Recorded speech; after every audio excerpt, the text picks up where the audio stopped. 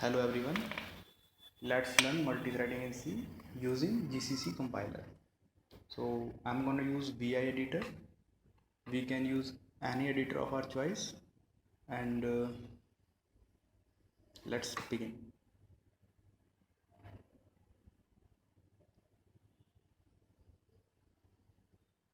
So I'm going to name my file multithreading.c.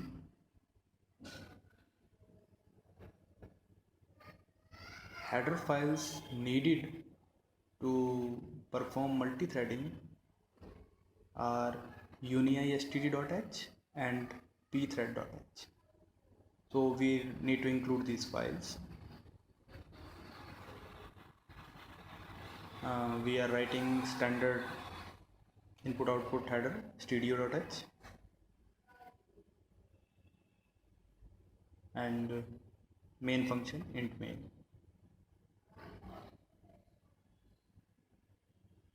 So to create a thread variable, we use pthread underscore t and the name of variable. Like if you want to declare an integer variable, we write int I, same way. So now we have created a variable thread and we want to assign it some of the tasks. So these tasks are assigned using an inbuilt function pthread create, and it has 4 parameters.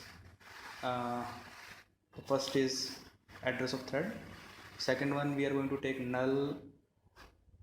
It would be easier that way, and a pointer to a function, and then again a null.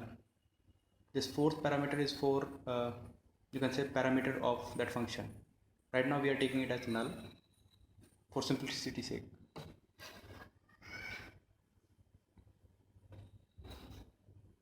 Now since I have provided this thread with a function name fun1, I need to declare that function and define that.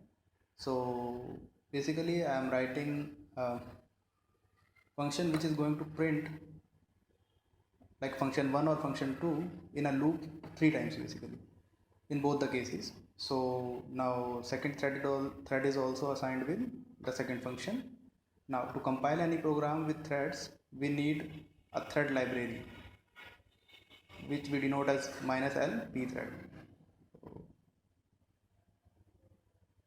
Now it's compiled successfully. Now we are going to run it using a.out.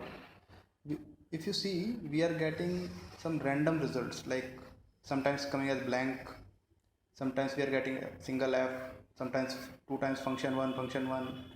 Why is this happening? The reason is we are getting random outputs because once the main function gets executed, it will return, and it will not bother if its child processes, or you can say child threads, are still working or not. To take care of that, we are going to use pthread join. It's also an inbuilt function which it has 2 parameters.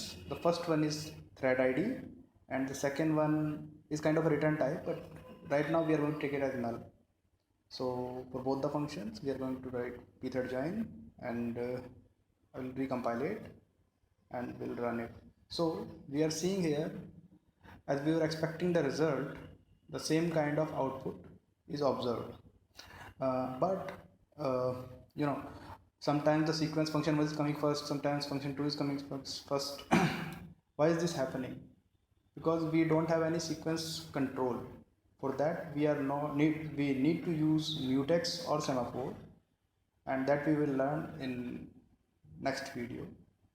Well, if you like it, please like and share, and thanks for watching.